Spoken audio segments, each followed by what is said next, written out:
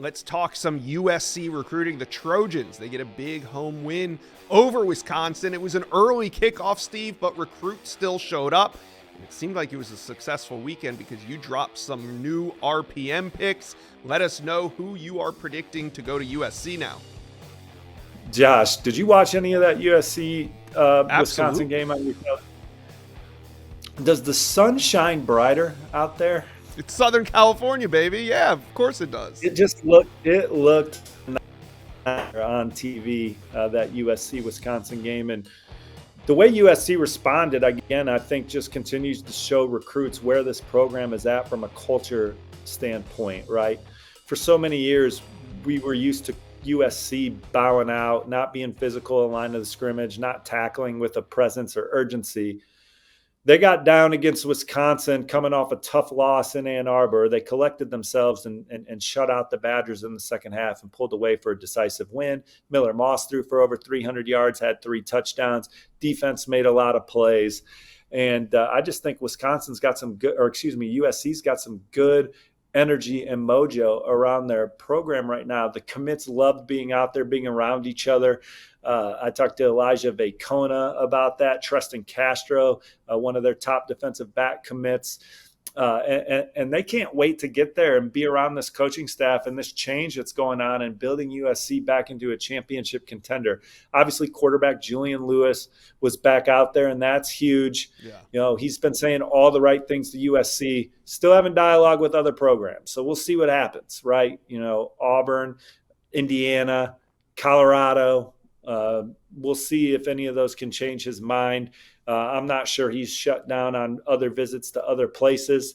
But USC, they're doing what they can to continue to show Julian Lewis that you're going to have great players around you. It's one of the best receiver classes in the country.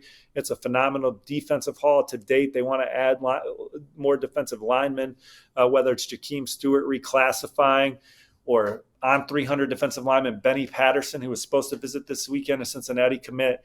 Weather did not allow that to happen. He'll be back for the Penn State game. They're trending for former Oklahoma defensive line commit Floyd Bucard. So a lot of emphasis on D-line as this cycle continues, but a top 10 class so far for USC, and they want to keep Julian Lewis as part of that. But it was a big weekend in 2026, Josh.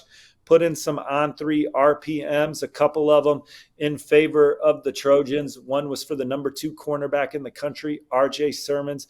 He's a legacy recruit that's been to 3 games this year, including the win over LSU in Las Vegas. You know, he talked about the family environment, the opportunity to get the development aspect from this defensive coaching staff, and I've talked about it as nauseum.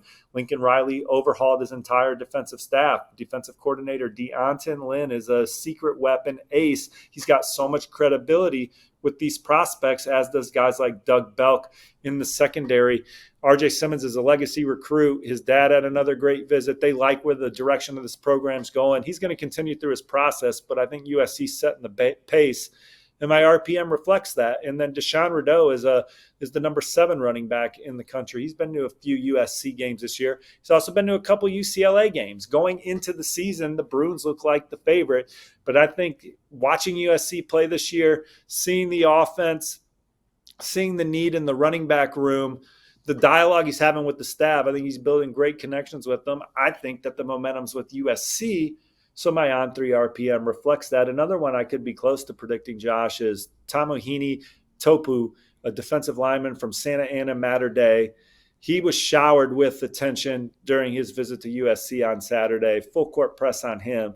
He's got a lot of schools around him, but I like where USC is at with him as well. All right, USC fans, how you guys feeling after a gritty performance? I don't think last year's team pitches a shutout in the second half to lead the team to victory. It's something that we're seeing this year from the USC Trojans. So how you feeling about recruiting? Steve put in some predictions. Who do you guys want to land? Let us know.